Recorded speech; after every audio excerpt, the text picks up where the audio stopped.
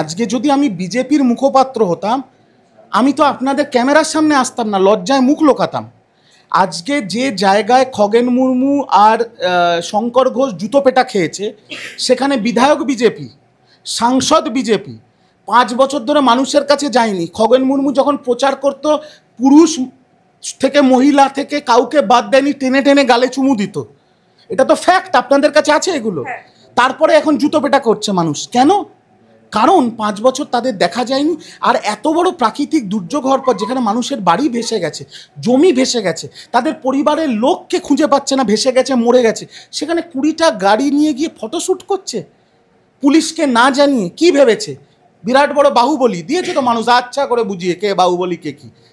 বিজেপির কর্মী, বিজেপির সমর্থকরা বিজেপির নেতাকে জুতো পেটা করবে, তার দায় তৃণমূল কংগ্রেসের। কিন্তু আমি ওদের ব্যথাটাও বুঝি। শুভেন্দুর করুণা, শুভেন্দুর অতৃপ্ত আত্মার যে আর্তনাদ, সেটাও আমি বুঝি। শুভেন্দু কি বলবে? আমার লোক আমার নেতাকে পিটিয়েছে, সেটা তো ও বলতে পারে না, ওকে তো তৃণমূলের দিকে দোষ দিতেই হবে। কিন্তু বাস্তবটা হচ্ছে শুধু এই দুটো জায়গায় নয়, আমি হাউয়ের চ্যানেলে বলছি, ডাবগ্রাম ফুলবাড়িতে বিজেপির বিধায়ক শিখা মুখার্জি, তিনিও নাটক করতে গেছিলেন, সেখানেও উনি বিধায়ক ওই এলাকার, সেখানেও মানুষ ঘিরে ধরে তাকে গো ব্যাক স্লোগান দিয়েছে, মহিলা বলে চড়থাপ্পড় খায়নি। আজকে মনোজ ওরাঁও বিজেপির বিধায়ক, ও চড়থাপ্পড় খেয়েছে, পালানোর সময় একটা 80 বছরের বৃদ্ধাকে ধাক্কা মেরে রাস্তায় ফেলে দিয়ে গাড়িতে উঠে পালিয়েছে, নইলে নিজের বিধানসভায় ও জুতো পেটা খেত। আচ্ছা আমাকে বলুন তো, উত্তরবঙ্গে তো কংগ্রেসের রাজ্য সভাপতি শুভঙ্কর সরকার আছেন, কংগ্রেসের কর্মীরা তাদের যথাসাধ্য চেষ্টা করছে, বামফ্রন্টের নেতা কর্মীরাও আছে, এসএফআই ডিওয়াইএফআই এর ছেলেপুলেরা আছে, তারাও তো কাজ করছে, কই তাদের তো কেউ মারধর করছে না। বিজেপির জেতা বিধানসভা, জেতা সংসদীয় এলাকায় কেন বিজেপির নেতারাই মার খাচ্ছে? কারণ বিজেপির কর্মী, বিজেপির সমর্থক যারা ধর্মের ভিত্তিতে এই ধাপ্পাবাজগুলোকে ভোট দিয়েছিল, তারা বুঝতে পেরেছে এদের সাথে ধাপ্পাবাজি হয়েছে। আর যখন এরা সর্বশান্ত হয়ে গেছে, তখন ফটোশ্যুট করতে এসছে দেখে এদের রাগ সামলাতে না পেরে জনরোষ আছড়ে পড়েছে। না না, বারবার তো বিজেপি বলে যে উত্তরবঙ্গ তাদের শক্ত ঘাঁটি, তার মানে কি ঘাঁটি এবারে নড়বড়ে হচ্ছে 26-এর আগে? কি তাহলে সেটা প্রমাণ হচ্ছে? শক্ত ঘাঁটি না, আর এখন শক্ত ঘাঁটি হয়ে গেছে জুতো পেটা। উত্তরবঙ্গ শক্ত ঘাঁটি এখন জুতো পেটায় পরিণত হয়েছে। কিছুদিন আগে আপনাদের যদি মনে থাকে, কলকাতায় আমরা দেখেছিলাম বিজেপির পার্টি অফিসের সামনে বিজেপির সেই সময় রাজ্য সভাপতি সুকান্ত মজুমদারের মুখে বিজেপির আদি কর্মীরা তালে তালে জুতো মারছিল। এতদিন আমরা কলকাতায় দেখেছি এসব, এখন লাইভ দেখছি উত্তরবঙ্গে। তো শক্ত ঘাঁটিতে জেতা বিধানসভা, জেতা লোকসভায় যদি বিজেপির নেতারা জুতোর বাড়ি খায়, তাহলে কি আপনারা সেটাকে শক্ত ঘাঁটি বলবেন? দেখুন না বিধানসভায় কি হয়। এবং সেখানে খগেন মুর্মুর সঙ্গে দেখা করলেন, শঙ্কর ঘোষের সঙ্গে দেখা করলেন না, এটা নিয়েও সমালোচনা শুরু হয়েছে। মুখ্যমন্ত্রী একজনের সঙ্গে দেখা করলেন। দেখুন, শঙ্কর ঘোষের তো হয়নি কিছু। শঙ্কর ঘোষ আপনারাও দেখেছেন ভিডিও, সারা বাংলার মানুষ দেখেছে ভিডিও। ওকে জুতো পেটা করেছে, তারপরেও চুপচাপ গাড়িতে উঠে গেছে, গাড়িতে ভাঙচুর হয়েছে, একটু কাঁচ টাচ গায়ে পড়েছে, ওর তো হাতও ভাঙেনি, পাও ভাঙেনি, এক বিন্দু রক্তও ঝরেনি।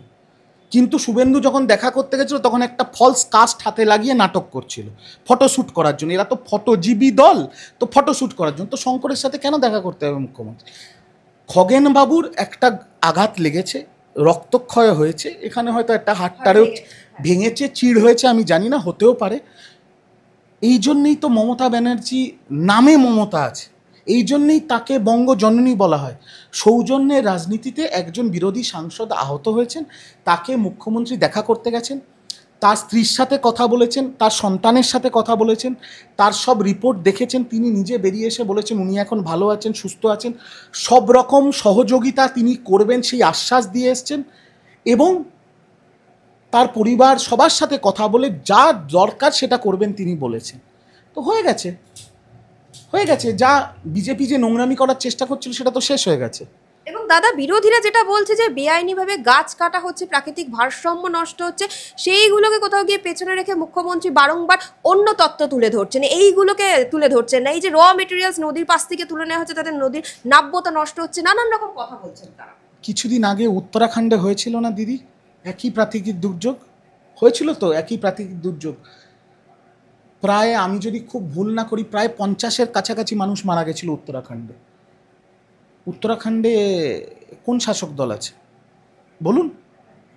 বিজেপি। তো সেখানেও গাছ কেটেছে। শুভেন্দুকে জিজ্ঞেস করবেন গিয়ে, উত্তরাখণ্ডে যখন এই প্রাকৃতিক দুর্যোগ হয়েছিল, যখন মেঘ ভেঙেছিল, তখনও কি ওখানে বিজেপি সব গাছ কেটে চুরি করে বেচে দিয়েছে, যে জন্য 50 জন মারা গেছিল? আসল ব্যাপারটা কি জানেন, যখন একটা মৃত্যু হয় না, সেই মৃত্যুটা আমরা যারা তৃণমূল কংগ্রেস বা আমরা যারা সাধারণ মানুষ, যাদের শরীরে মানুষের রক্ত আছে, আমাদের কাছে একটা মৃত্যু মানে একটা ট্র্যাজেডি।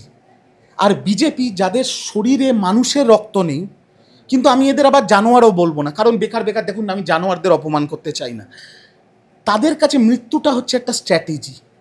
একজন মারা গেলেই সেই লাশের ওপর দাঁড়িয়ে এরা শকুনের রাজনীতি শুরু করে। আরে এতজন মারা গেছে, সর্বশান্ত হয়েছে, বাড়িঘর ভেসে চলে গেছে, মানুষের পাশে থাক, মানুষের সেবা কর, তা না কে কাকে মেরেছে, কে কি করছে, এই নাটক করছে।